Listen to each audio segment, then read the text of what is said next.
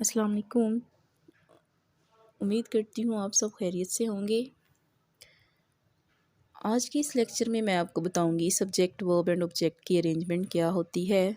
इससे previous lecture में मैंने आपको बताया कि सेंटेंस में सब्जेक्ट वर्ब एंड ऑब्जेक्ट पाया जाता है। सबसे पहला वर्ड हमारा सब्जेक्ट होता है और वर्ब एंड ऑब्जेक्ट मिलकर प्रेडिकेट बनाते हैं। तो आज हम एग्जांपल्स के साथ देखेंगे कि उर्दू और इंग्लिश में सब्जेक्ट वर्ब एंड ऑब्जेक्ट की अरेंजमेंट क्या होती है। बहुत से स्टूडेंट्स ऐसे होते हैं, कॉलेज में भी मैं जब बच्चों को पढ़ा रही होती हूँ तो स्टूडेंट्स यही पूछते हैं कि इंग्लिश में सब्जेक्ट वर्ब एंड ऑब्जेक्ट और है और उर्दू में इनकी अरेंजमेंट और है। तो इस वजह से उर्दू में जब वो देखते हैं सेंटेंसेस तो उनको इंग्लिश में कन्वर्ट करते हुए थोड़ी सी प्रॉब्लम होती है। तो जो डिफ़िकल्टी उनके सामने आती है आज हम उसी को दूर करेंगे। इंग्लिश में तो हमारे सामने यही तरतीब होती है सब्जेक्ट वर्ब एंड ऑब्जेक्ट की। जैसे मैंने यहाँ पर एग्जांपल लिखी हुई हैं। शायर एक नज़म लिखता है, the poet rights a poem. दो और एग्जांपल्स हैं। तुम सबक याद करते हो, यू लर्न लेसन। हम कराची जाते हैं, वी गो टू कराची। अब अगर इनकी अरेंजमेंट इंग्लिश में देखें तो वो सब्जेक्ट वर्ब एंड ऑब्जेक्ट के हिसाब से ही आती है। जैसे द पोइट सब्जेक्ट है, राइट्स वर्ब है, अ पोइम ऑब्जेक्ट है। इसी तरह से नीचे एग्जांपल्स में यू हमारा सब्जेक्ट है, लर्न वर्ब है एंड लेसन ऑब्जेक्ट। वी हमारा सब्जेक्ट है, गो वर्ब है, टू कराची कराची हमारा ऑब्जेक्ट है। अब उर्दू में अगर हम देखें, शायर एक नज़म लिखता है। तो शायर उर्दू में सबसे पहले हम सब्जेक्ट वर्ब एंड ऑब्जेक्ट को देखने के लिए ये देखते हैं कि सबसे पहला वर्ड क्या है। जब हम बिल्कुल स्टार्ट में इंग्लिश सीख रहे होते हैं तो हमें इन चीज़ों को देखना पड़ता है कि बिल्कुल स्टार्ट में वर्ड क्या है।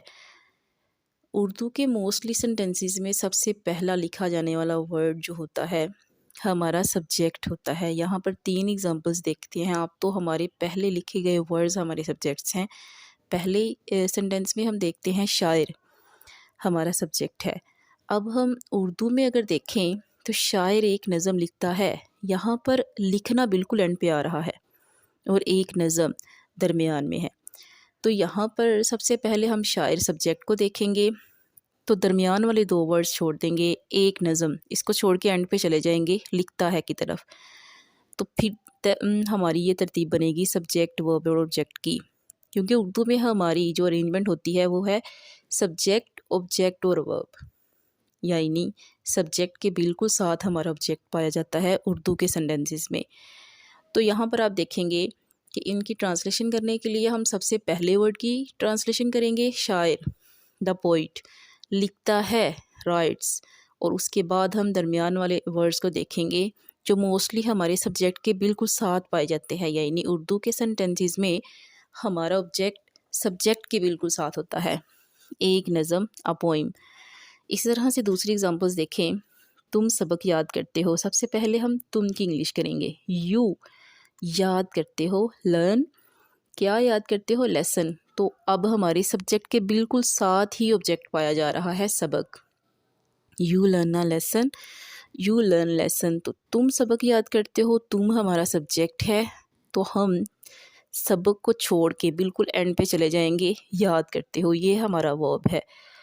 तो बाद में जब हम सबक की इंग्लिश करेंगे लेसन तो वो हमारा ऑब्जेक्ट होगा। तो हमारी इस तरह से तरतीब बन जाएगी सब्जेक्ट वर्ब एंड ऑब्जेक्ट की।